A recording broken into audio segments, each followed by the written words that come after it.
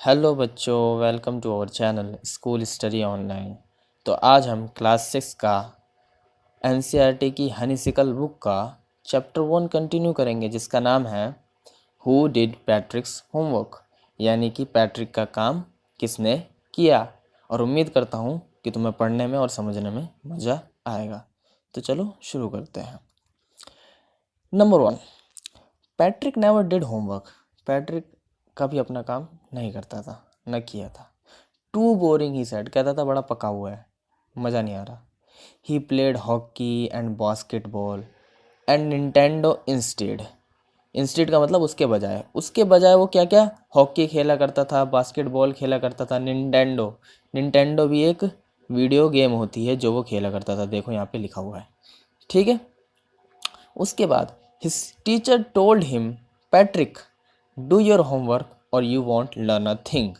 तो उसकी टीचर कहती थी या कहता था कि पैट्रिक अपना काम किया करो वरना तुम कुछ नहीं सीखोगे। एंड इट्स ट्रू, और ये सच भी था। Sometimes he did feel like an ignoramus. उसे कभी कभार ऐसा लगता भी था कि मुझे कुछ आता ही नहीं है, ठीक है, मैं अनपढ़ हूँ, अज्ञानी हूँ, मुझे किसी चीज़ का ज्ञान नहीं है। इग्नोरमस का मतलब यही होता है, जैसे कि तुम्हें यहाँ पे दे भी रखा है, देखो यहाँ पे, ठीक है। Ignoramus an ignorant person who lacks education, यानी जिसके पास एजुकेशन नहीं होती उस पर्सन को हम इग्नोरमस कहते हैं। चलो आगे कंटिन्यू करते हैं। But what could he do, he hated homework. लेकिन वो कर भी क्या सकता था, चाहे मैडम उसको कुछ भी कह ले, चाहे उसको पढ़ना ना आता हो, लेकिन वो कर भी क्या सकता था, उसे होमवर्क करना पसंद था ही नहीं, ठीक है। दूसरा paragraph. Then one day he found his cat playing with a little doll and he grabbed it away. एक दिन उसकी बिल्ली एक छोटे से खिलौने से खेल रही थी, तो उसने उस खिलौनों को पकड़ लिया। To his surprise it wasn't a doll. उसे ये देखकर आश्चर्य हुआ कि वो कोई गुड़िया या गुड्डा नहीं था, बल्कि वो क्या था, but a man of tiniest size. वो एक छोटे कद का आदमी था। He had a little wool shirt.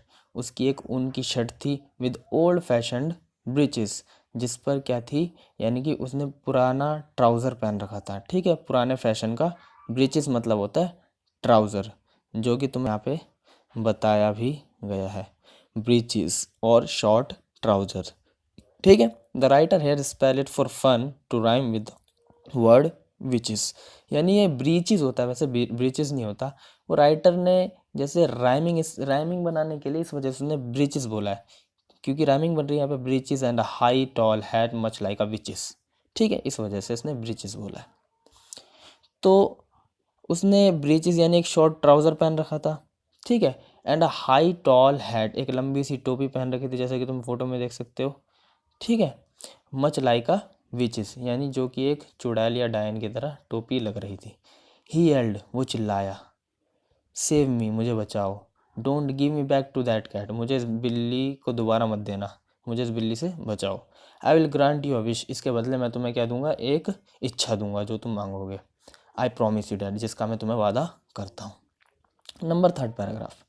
Patrick couldn't believe how lucky he was. Patrick को विश्वास नहीं हो रहा था वो कितना खुशकिस्मत है। Here was the answer to all of his problems. उसकी सारी समस्याओं का हल ही निकल चुका था। सो ही सैड, तो उसने कहा, only if you do all my homework till the end of the semester, that's 35 days. अगर तुम मेरा सारा काम कर दोगे सेमेस्टर के ख़त्म होने तक, यानी कि जो 35 दिन किसी दिन का जो सेमेस्टर था, जो भी छुट्टियाँ पड़ी थी, जो भी उसका टाइम पीरियड होता है, तो उसमें उसने उसको काम कंप्लीट करना था। If you do a good enough job I could even get S. अगर तुम अच्छे से काम कर दोगे मेरा, तो मुझे ए ग्रेड भी मिल सकता है, एस भी मिल सकता है, ए ग्रेड भी मिल सकता है। 4th paragraph. The little man's face wrinkled like a dish cloth thrown in the hamper. उस छोटे आदमी का चेहरा सिकुड़ सा गया, जैसे कि डिश क्लॉथ यानी कि जैसे बर्तन धोने वाले जो कपड़ा होता है ना, उसको किसी बाल्टी में मोड़ मार के फेंक दिया हो, ठीक है। जैसे कि तुम्हें यहाँ पे मतलब दे भी रखा है, dish cloth a cloth use for washing dishes, यानी बर्तन धोने वाले कपड़े। हैम्पर यानी कि कोई बास्केट, कोई बाल्टी टाइप की विद अ लिड, जिसमें एक ढक्कन लगा हो, ठीक है। उसके बाद he kicked his legs and double his fist and he grimaced and scowled and pursed his lips. Oh, am I cursed, but I'll do it. उस छोटे आदमी ने क्या किया, वो अपने पैर चलने लग गया, अपने दोनों हाथों को जोड़ लिया, मतलब गुस्सा आ रहा था उसको, ठीक है। एंड ही ग्रीमेज्ड, मतलब वो अलग अलग चेहरे बनाने लग गया, मतलब उसका मन नहीं था उस काम को करने का, ठीक है। उसे बकवास लग रहा था, डिस्गस्ट लग रहा था, ठीक है। स्काउल्ड, गुस्सा आ रहा था। पर्स्ड हिज लिप्स, मतलब अपने होठ बुदबुदा रहा था या होठ सिकोड़ रहा था, तो मतलब कुल मिला के उसे नापसंद था वो काम, ठीक है। और कह रहा था, ओ एम आई कर्स्ड, ओ क्या मुझे शराप मिल गया है क्या, ठीक है, but I will do it, लेकिन मैं ये करूँगा। उसने वादा किया था तो वो करेगा, ठीक है। Fifth paragraph, and true to his word that elf began to do Patrick's homework. जैसे कि उसने यानी एल्फ ने, बॉने ने ज़बान दी थी, तो वो अपनी ज़बान पर खरा भी उतरा और उसने पैट्रिक का काम करना शुरू कर दिया। Except there was one glitch, लेकिन वहाँ पे एक ग्लिच यानी एक दिक्कत थी, मतलब तुम्हें यहाँ पे भी दे रखा है, ठीक है। एक प्रॉब्लम थी, एक फॉल्ट था, ठीक है, एक दिक्कत हो गई। क्या? The elf didn't always know what to do. Elf को ये पता ही नहीं था कि भाई करना क्या है। एंड ही नीडेड हेल्प, हमेशा उसको हमेशा उसको ज़रूरत चाहिए। हेल्प मी कहता था, मुझे मदद करो, मुझे मदद करो, he would say. And Patrick would have to help, Patrick को मदद करनी पड़ती थी इन वॉट एवर वे, चाहे जैसे भी करे। I don't know this word, the elf squeaked while reading Patrick's homework. Patrick का होमवर्क पढ़ते हुए एल्फ चीखने लगा कि भाई मुझे इस वर्ड का मतलब नहीं पता, मुझे वर्ड नहीं पता, गेट मी अ डिक्शनरी, मेरे लिए डिक्शनरी लेके आओ। No, what's even better, look up the word and sound it out by each letter. बल्कि बढ़िया तो ये होगा कि भाई तुम मुझे वो वर्ड बताओ और एक एक वर्ड बोल के सुनाओ मेरे को, क्या है क्या नहीं, ठीक है।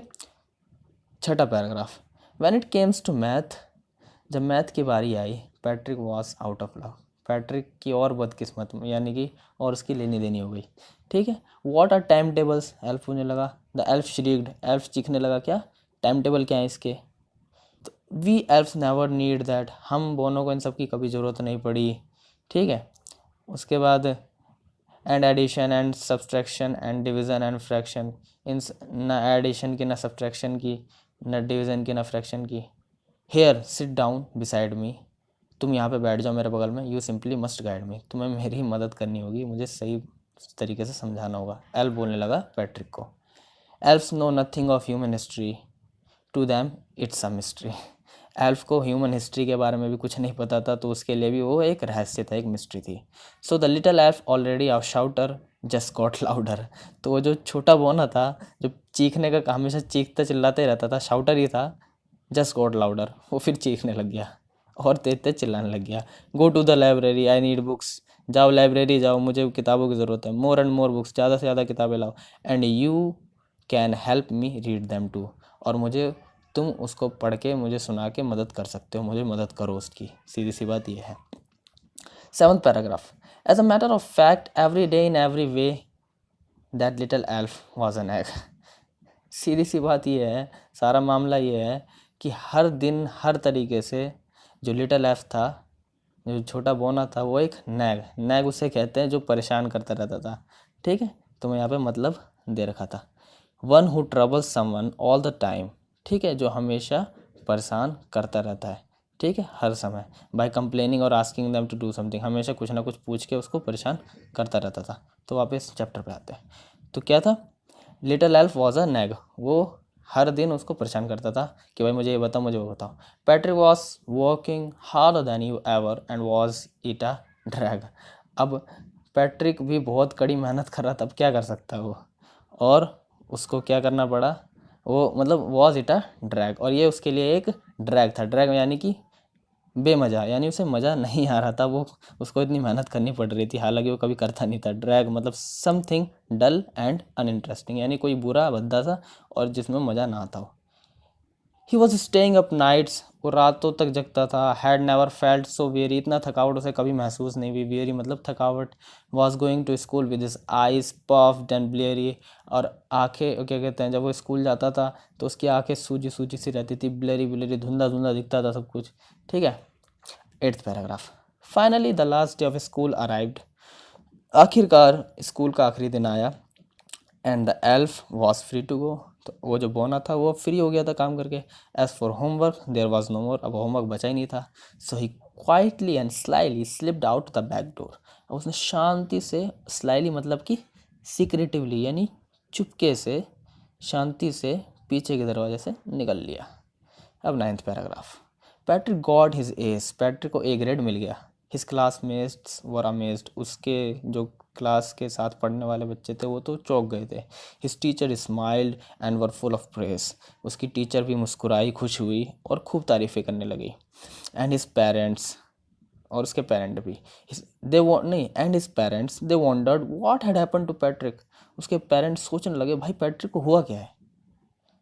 He was now the model kid, अब वो मतलब ऐसा बच्चा बन गया जो मशहूर हो गया है। क्लीन्ड हिज रूम्स, अपने कमरे साफ़ करता है। डिड हिज चोर्स, अपने सारे काम करता है जो उसको करना पसंद भी नहीं थे। ठीक है, यहाँ पे तुम्हें मतलब भी दे रखें। ठीक है, course work that must be done every day often boring, चाहे वो पकाऊ भी क्यों ना हो लेकिन उस काम को करना ज़रूरी है, तो वो करता था वो काम। वॉज चीयरफुल, हमेशा खुश मिजाज रहता था। नेवर रूड, बदतमीज़ी भी नहीं करता था। Like he had developed a whole new attitude, जैसे कि उसने कोई नया एटीट्यूड उसका बन गया हो। ठीक है, 10th paragraph. You see, in the end, Patrick still thought he would made that tiny man do all his homework. तुम आखिर में यही देखोगे, पैट्रिक को अभी भी यही लगता था कि उसने सारा काम उस छोटे बोने से करवा लिया। But I will share secret, लेकिन तुम्हें एक सीक्रेट बताता हूँ। क्या? Just between you and me, जो तुम्हारे और मेरे बीच रहेगा। इट वॉजन द एल्फ, ये कोई बोना नहीं था। Patrick had done it himself, बल्कि ये काम पैट्रिक ने खुद किया। क्योंकि बोने को तो वैसे भी कुछ नहीं आता था, वो बोने के ज़रिए सारी मदद तो पैट्रिक को ही करनी पड़ती थी, तो घुमा फिरा के सारा काम पैट्रिक ने खुद किया। इसके ऑथर हैं Carol Moore. Like and share, and for more videos subscribe and press the bell icon.